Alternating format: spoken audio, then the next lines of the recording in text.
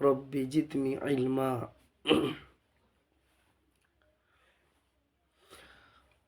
আমাদের প্রত্যেকেরই শখ থাকে, আশা থাকে যে আমরা মুসলমান, যেহেতু আরবি শিক্ষা করব, একটু কোরআন পড়া জানবো, একটু কোরআন পড়তে পারবো এবং একটু হাদিসের আয়াতগুলো ছোট ছোট নামাজ শিক্ষার মধ্যে আসে সেগুলো পড়তে পারবো।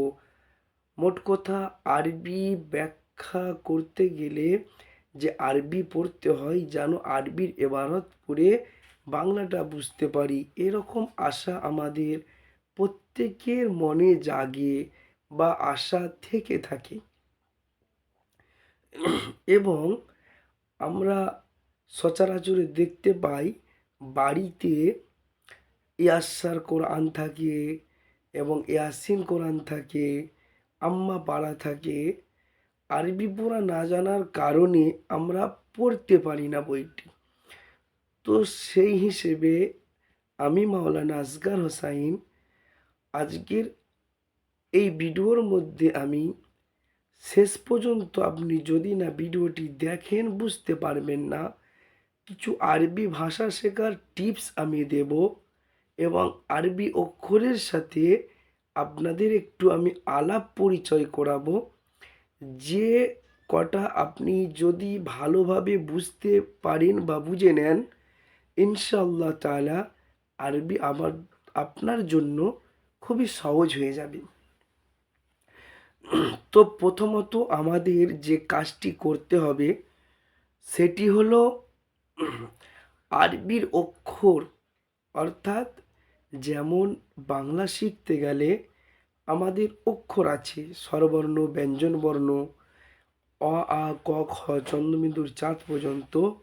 ঠিক সেই রকমভাবে আরবি শিক্ষা শিখতে গেলে সেও তো একটি ভাষা, তো সেটি জানতে গেলে তার প্রথমে অক্ষরগুলো চিনতে হবে, তার যে ব্যঞ্জনবর্ণ স্বরবর্ণ সেগুলো আমাদের জানতে হবে।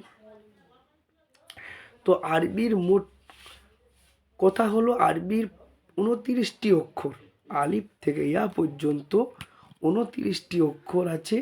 যেই 29টি অক্ষর যদি আমরা ভালোভাবে জেনে নিই, বুঝে নিই, তো আমাদের আরবি শিক্ষা করতে গেলে খুব আসান হয়ে যাবে।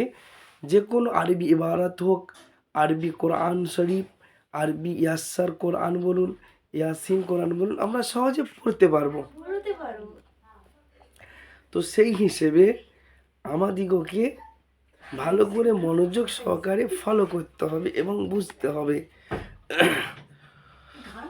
প্রথমে আমাদের যে চিনে নিলেই হবে এটা কিন্তু ভুল কথা, যে আমরা চিনে নিলেই যে উচ্চারণ করতে পারবো, পড়তে পারবো না।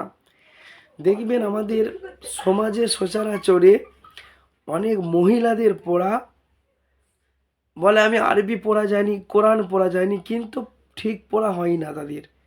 সব জায়গায় একই লেভেলের টান, একই ঢং, যেন মানে গান গাইছে। এটা তো আর আরবি পড়া বলে না।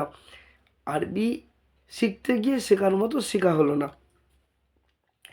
তো এতে তার ভুলটা কি আছে? এতে তার ভুলটা হলো সে উচ্চারণ সঠিক শিখে না, তার কারণে তার উচ্চারণ ভুল হয় এবং যে মাখরাজ, যেখান দিয়ে উচ্চারণ হবে সেই জায়গাগুলো চিনে না এবং তার টান টুন জানে না, কায়দা জানে না, যে কোন কায়দায় কতটা টান হবে, কোন মাত্রায় কতটা টান হবে, কোথায় টান হবে কোথায় হবে না, কোথায় তাসজিদ আছে, কোথায় জজম আছে, কোথায় থামতে হবে, সেই জ্ঞানটা তার নাই।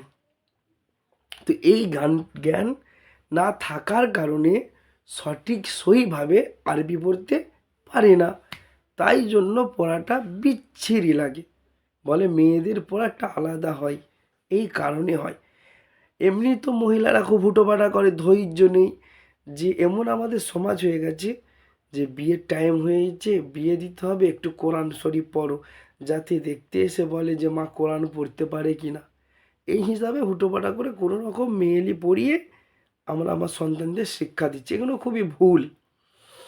যদি আমি শিখলাম কষ্ট করে সময় লাগালাম আর আমার তেলাওয়াত হলো না, কোরআন পড়তে গিয়ে সবের থেকে গোনা হয়ে যাচ্ছে, তাহলে কী দরকার আমার এইভাবে শেখার। তো আজকের এই ভিডিওটি সকলের জন্য, নারী এবং পুরুষ প্রত্যেকে শিখবেন এবং সন্তানদেরকে শিক্ষা দেবেন। তার আগে বুঝতে হবে আমার কথাগুলো। তো আরবির প্রথম 29টি অক্ষরের প্রথম অক্ষর হচ্ছে আলিফ। আলিফ থেকে শুরু করতে হবে আর ইয়ায় গিয়ে শেষ হবে।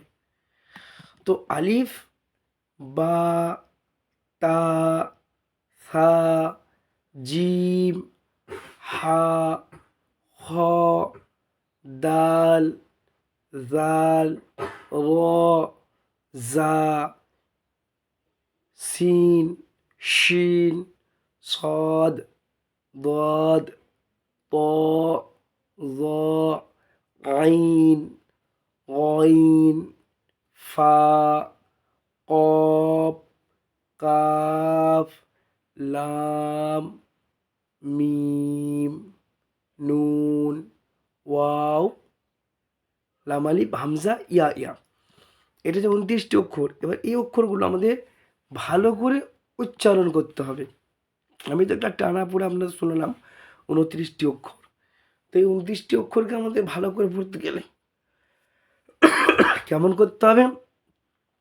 আমাদের এইভাবে উচ্চারণ করতে হবে, আলিফ, আলিফ। আলিফে কোনো টান হবে না, আলিফটা হবে দুটো ঠোঁটের মিডিল থেকে বেরিয়ে যাবে।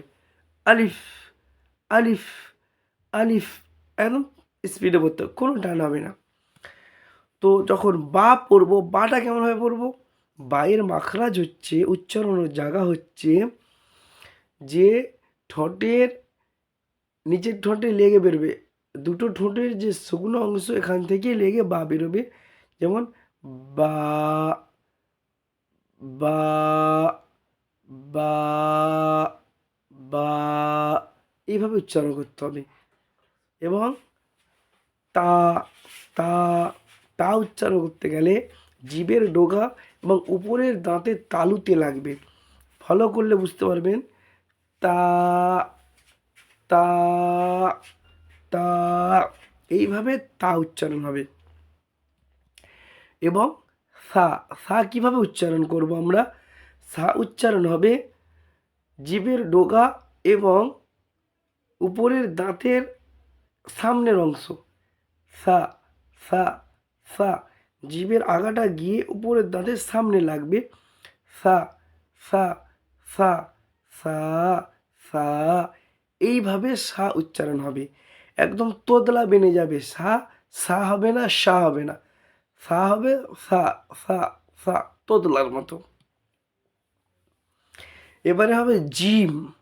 জিমটা একদম গাঢ় ভাব হবে, জিভের মিডিল এবং উপরের তালু আছে যে উপরের উপরের মুখের উপরের তালুর মিডিল চেপে জিম, জিম, জিম, যেটা আপনি জিমের সাথে জাবার লাগিয়ে পড়লে উচ্চারণটা এসে যাবে। যেমন যা, যা, যা, জি, জু, জিম, জিম। জিমের উচ্চারণটা এইভাবে হতে হবে। হা, জিমের পরে আছে হা, হা, হায়ের উচ্চারণটা কীভাবে হবে? হায়ের উচ্চারণ হচ্ছে আপনার এই যে কণ্ঠনালী থেকে প্রকাশ্য হয়ে বার হবে। যেমন